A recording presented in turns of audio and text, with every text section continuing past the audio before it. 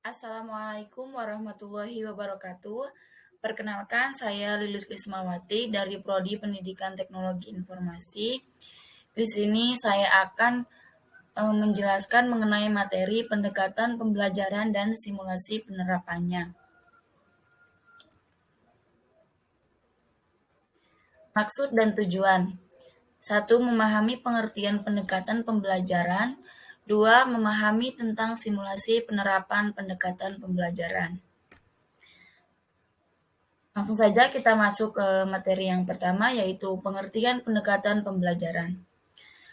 Pendekatan pembelajaran dapat diartikan sebagai titik tolak atau sudut pandang kita terhadap proses pembelajaran, yang merujuk pada pandangan tentang terjadinya suatu proses yang sifatnya masih sangat umum.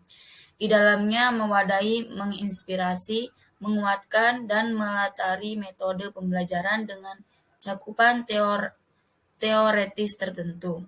Dilihat dari pendekatannya, pembelajaran terdapat dua jenis pendekatan, yaitu pendekatan pembelajaran yang berorientasi atau berpusat pada siswa, dan kedua, pendekatan pembelajaran yang berorientasi atau berpusat pada guru.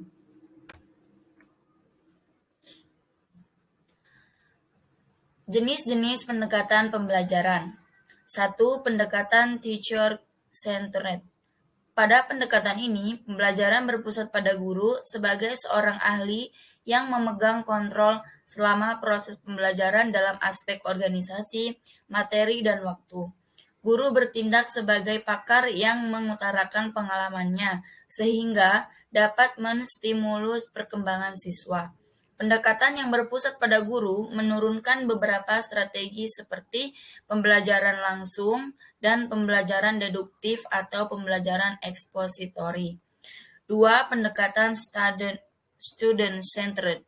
Sementara itu, pendekatan student-centered mendorong siswa untuk mengerjakan sesuatu sebagai pengalaman praktek dan membangun makna atas pengalaman yang diperolehnya. Pusat pembelajaran diserahkan langsung ke peserta didik dengan supervisi dari guru. Pendekatan pembelajaran yang berpusat pada siswa menurunkan strategi pembelajaran seperti discovery, learning, dan inquiry, penyikapan atau penyelidikan. Macam-macam pendekatan pembelajaran. Pendekatan ekspositori. Pendekatan ekspositori menekankan pada penyampaian informasi yang disampaikan sumber belajar kepada warga belajar. Melalui pendekatan ini, sumber belajar dapat menyampaikan materi sampai tuntas. Pendekatan ekspositori lebih tepat digunakan apabila jenis bahan belajar yang bersifat informatif, yaitu berupa konsep-konsep dan prinsip dasar yang perlu difahami warga belajar secara pasti. Pendekatan ini juga tepat digunakan apabila jumlah warga belajar dalam kegiatan belajar itu relatif banyak. Pendekatan ekspositori dalam pembelajaran cenderung berpusat pada sumber belajar dengan memiliki ciri-ciri sebagai berikut. 1. Adanya dominasi sumber belajar dalam pembelajaran. 2. Bahan belajar terdiri dari konsep-konsep dasar atau materi yang baru bagi warga belajar. 3. Materi lebih cenderung bersifat informasi. Yang keempat, terbatasnya sarana pembelajaran.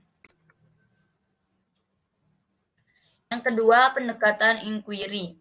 Istilah inquiry mempunyai kesamaan konsep dengan istilah lain seperti discovery, problem solving, dan reflective thinking.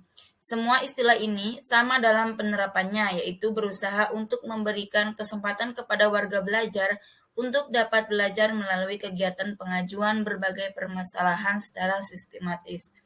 Sehingga dalam pembelajaran lebih berpusat pada keaktifan warga belajar. Dalam kegiatan pembelajaran dengan menggunakan pendekatan inquiry, sumber belajar menyajikan bahan tidak sampai tuntas, tetapi memberi peluang kepada warga belajar untuk mencari dan menemukannya sendiri dengan menggunakan berbagai cara pendekatan masalah. Pendekatan inquiry ditunjukkan kepada cara belajar yang menggunakan cara penelaah atau pencarian terhadap sesuatu objek secara kritis dan analitis, sehingga dapat membentuk pengalaman belajar yang bermakna. Warga belajar dituntut untuk dapat mengungkapkan sejumlah pertanyaan secara sistematis terhadap objek yang dipelajarinya, sehingga ia dapat mengambil kesimpulan dari hasil informasi yang diperolehnya. Peran sumber belajar dalam penggunaan pendekatan inquiry ini adalah sebagai pembimbing atau fasilitator yang dapat mengarahkan warga belajar dalam kegiatan pembelajarannya secara efektif dan efisien. Pengertian strategi pembelajaran. Dari pendekatan pembelajaran yang telah ditetapkan, selanjutnya diturunkan ke dalam strategi pembelajaran.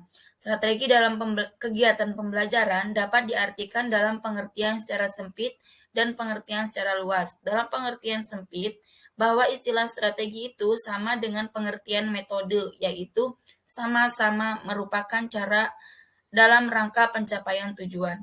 Dalam pengertian luas, sebagaimana dikemukakan Neumann dan Logan, Abi Syamsuddin Ma'mun 2003, mengemukakan 4 unsur strategi dari setiap usaha. Namun dalam pembelajaran penerapannya yaitu 1. Menetapkan spesifikasi dan kualifikasi tujuan pembelajaran, yakni perubahan profil perilaku dan pribadi peserta didik. 2. Mempertimbangkan dan memilih sistem pendekatan pembelajaran yang dipandang paling efektif. 3. Mempertimbangkan dan menetapkan langkah-langkah atau prosedur, metode, dan teknik pembelajaran. 4. Menetapkan norma-norma dan batas minimum ukuran keberhasilan atau kriteria dan ukuran baku keberhasilan. Yang terakhir yaitu simulasi penerapan pendekatan pembelajaran inquiry. 1. Observasi, mengamati berbagai fenomena alam. Kegiatan ini memberikan pengalaman belajar kepada peserta didik bagaimana mengamati berbagai fakta atau fenomena dalam mata pelajaran tertentu. Yang kedua, mengajukan pertanyaan tentang fenomena yang dihadapi. Tahapan ini melatih peserta didik untuk mengeksplorasi fenomena melalui kegiatan menanya baik terhadap guru, teman, atau melalui sumber yang lain. Ketiga, mengajukan dugaan atau kemungkinan jawaban. Pada tahap ini, peserta didik dapat mengasosiasi atau melakukan penalaran terhadap kemungkinan jawaban dari pertanyaan yang diajukan. Yang keempat, mengumpulkan data yang terkait dengan dugaan atau pertanyaan yang diajukan, sehingga pada kegiatan tersebut peserta didik dapat memprediksi dugaan atau yang paling tepat sebagai dasar untuk merumuskan suatu kesimpulan. Yang terakhir yaitu merumuskan kesimpulan-kesimpulan berdasarkan data yang telah diolah atau dianalisis sehingga peserta didik dapat mempresentasikan atau menyajikan hasil temuannya. Itu saja yang dapat saya sampaikan. Semoga bermanfaat. Wassalamualaikum warahmatullahi wabarakatuh.